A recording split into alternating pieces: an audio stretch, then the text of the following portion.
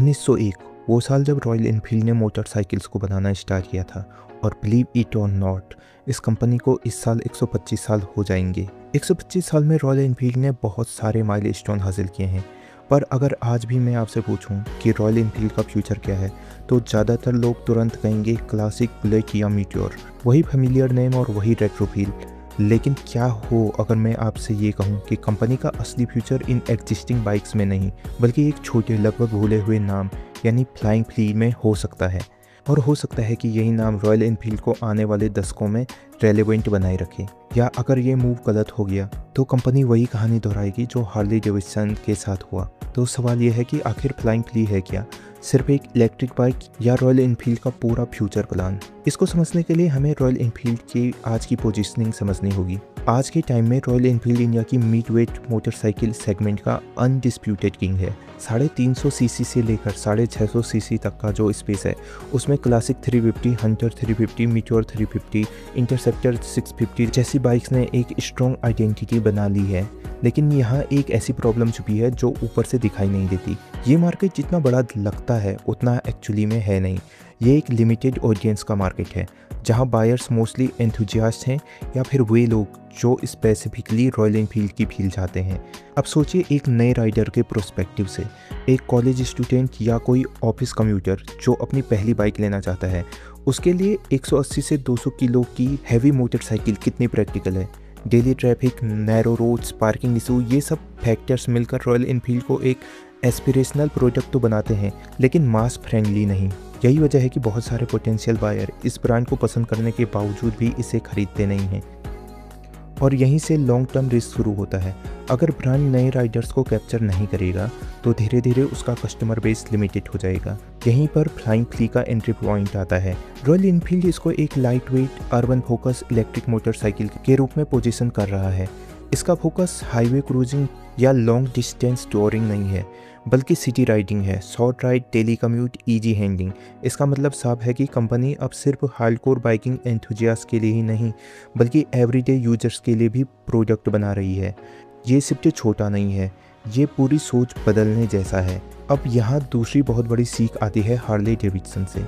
Harley एक समय पर दुनिया का सबसे आइकॉनिक मोटरसाइकिल ब्रांड में से एक थी, लेकिन आज उसकी सबसे बड़ी प्रॉब्लम क्या है? उसका कोर कंज्यूमर बेस पूरा हो रहा है। उन्होंने डेकेड्स तक एक ही टाइप के राइडर्स को टारगेट किया, heavy cruiser, premium pricing, limited use case, लेकिन यंग जनरेशन उस ब्रांड से कनेक्ट नहीं कर पाई। धीरे धीरे हार्ले यंग ऑडियंस से दूर हो गई और ब्रांड ग्रोथ रुक गई। रॉयल एनफील्ड भी इसी रास्ते पर जा सकता था। अगर वो सिर्फ रेट्रो हैवी मोटरसाइकिल्स पर डिपेंड रहता तो आने वाले 10 से 15 साल में वही सिचुएशन बन सकती थी। लेकिन फ्लाइंग फ्ली उस पोटेंशियल प्रॉब्लम का प्रोएक्टिव सॉल्यूशन है। ये product directly young urban tech friendly audience को टारगेट करता है। इलेक्ट्रिक होने की वजह से सिंपल है, क्लच गियर की कॉम्प्लेक्सिटी नहीं है, नॉइज़ नहीं है और ओवरऑल एक्सपीरियंस बहुत अप्रोचेबल है। मतलब जो लोग पहले रॉयल एनफील्ड को कंसिडर नहीं करते थे वो भी अब इस ब्रांड इकोसिस्टम में आ सकते हैं। तीसरी बात आती है फ्यूचर ट्रेंड्स की। आज ईवी रिवॉल्यूशन सिर्फ शुरू नहीं हुआ है बल्कि तेज़ी से ग्रो कर रहा है। कार्स में हमने ऑलरेडी से शिफ्ट देख लिया है और अब टू व्हीलर्स की बारी है। फ्यूल प्राइसेस लगातार बढ़ रहे हैं, गवर्नमेंट ईवी एडॉप्टेशन को पुश कर रही है और अर्बन यूजर कन्वीनियंस चाहते हैं। ऐसे में इलेक्ट्रिक मोटरसाइकिल का फ्यूचर ऑलमोस्ट इनएविटेबल है। फ्लाइंग फ्ली इसी ट्रेंड को ध्यान में रखकर बनाई गई है। ये bike light weight urban EV segment को टारगेट करती है। इसमें practical city range, convenient charging setup और मॉडर्न कनेक्टिंग फीचर जैसे स्मार्टफोन इंटीग्रेशन, नेविगेशन सपोर्ट और राइड कस्टमाइजेशन जैसे एलिमेंट देखने को मिल सकते हैं। ये चीज़ ट्रेडिशनल रॉयल एनफील्ड बाइक से काफ़ी अलग है।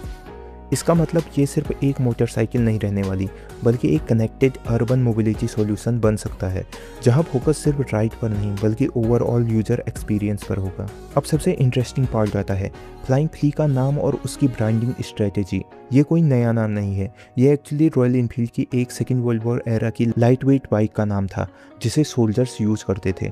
कंपनी ने उसी लेगेसी को रिवाइव किया है, लेकिन एक बिल्कुल नए कॉन्टेक्स्ट में, और यही इस स्ट्रेटेजी की ब्रिलियंस है। रॉयल एनफील्ड ने इस ईवी प्रोडक्ट को क्लासिक या बुलेट के नाम से लॉन्च नहीं किया, बल्कि एक अलग नई आइडेंटिटी दी। इससे दो फायदे होते हैं। पहला, अगर ये एक्सपेरिमेंट फेल होता है तो कोर ब्रांड इमेज पर कोई असर नहीं पड़ेगा, क्लासिक और बुलेट अपनी लेगेसी के साथ सेफ रहेंगी। दूसरा, अगर ये सक्सीड होता है तो कंपनी के पास एक नया मॉडर्न फ्यूचर रेडी सब ब्रांड होगा जिसे वो फ्रीली एक्सटेंड कर सकते हैं। ये अप्रोच वैसी ही है जैसे टोयोटा ने लेक्सस बनाया या फिर हुंडई ने जेनेसिस को एक सेपरेट आइडेंटिटी दी। अब आखिरी और बहुत इंपॉर्टेंट बात, न्यू सेगमेंट और एक्सपेंशन। फ्लाइंग फ्ली सिर्फ एक सिंगल बाइक नहीं है बल्कि एक प्लेटफॉर्म की तरह देखी जा रही है। अभी C6 जैसे मॉडल की चर्चा हो रही है, लेकिन फ्यूचर में scrambler style variant, different battery size और मल्टीपल यूज केस वाले मॉडल आ सकते हैं। इसका मतलब रॉयल एनफील्ड अब उन सेगमेंट में भी एंटर करेगा जहां वो पहले से मौजूद नहीं था। Urban commuters, life style focus Riders, female Riders और इंटरनेशनल EV मार्केट, ये सब नई अपॉर्चुनिटीज़ हैं और यही वो जगह हैं जहां रियल ग्रोथ छुपी हुई है।